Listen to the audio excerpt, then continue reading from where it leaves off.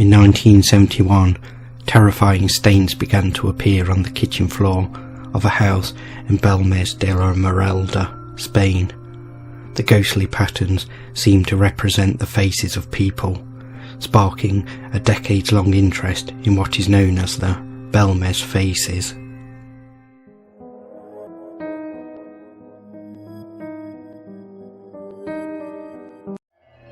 On the 23rd of August 1971, Maria Gomez's camera noticed a stain forming on her concrete kitchen floor. Nothing had been spilled, and there was no reason for the stain. Later, the stain seemed to turn into a disturbing face. Not only that, but the stain seemed to have moved positions. Unsettled, Maria tried to wash the face away, scrubbing for hours with soap and bleach, but nothing worked. Fearing devilry, Maria had her husband, Joan Pierre, and their son Miguel destroy the stain with a pickaxe and re-cemented the floor. But this drastic action would prove futile, as the face reappeared a week later. By this time, it appeared alongside others. News of this strange phenomenon quickly spread, and everyone began talking about the House of Faces, which drew a lot of visitors to the house, each wanting to see this unexplained phenomenon for themselves. The mayor of Belmez was informed and forbade the destruction of the new face. Instead, the floor concrete was cut out and taken for study. According to local legend, when people excavated the floor while examining the property, they found skeletons buried below, and it is believed that the faces are those of the skeletons, but what and where these remains were from is not known for certain.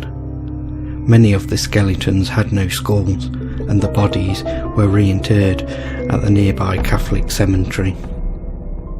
Several historic documents report that a 17th century governor of Granada had murdered 5 members of a local family. Whereabouts of the murder site was unclear, but it was believed to have taken place close to or in the Pereira household itself.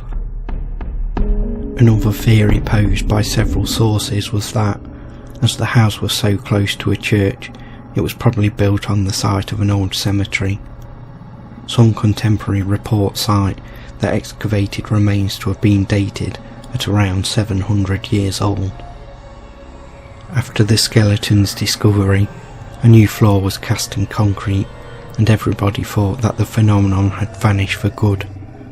But 2 weeks later, another face, different from the ones before, began to appear.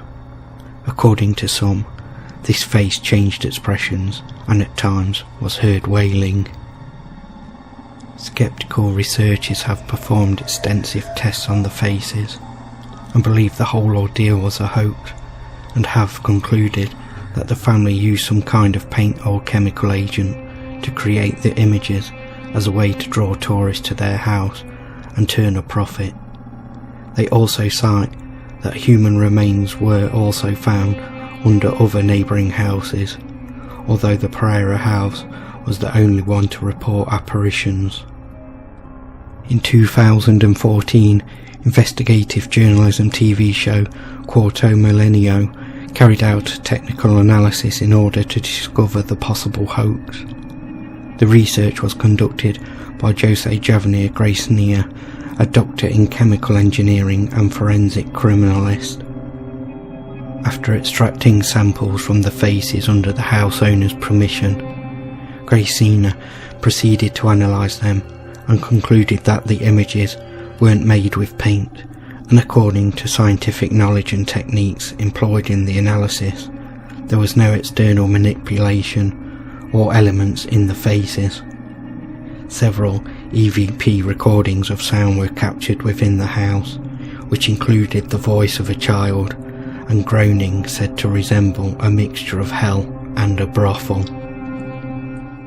Gracenia then attempted to reproduce similar images through the variety of methods considered valid in previous investigations, including, but not limited to, concrete solvents, hydraulic acid and silver nitrate. He declared failure in his attempt to replicate the faces, concluding his opinion is absolute bewilderment. Maria Gomez Camarilla died on the 3rd of February 2004, but the strange stains, maybe now even more distorted, are still there for all to see.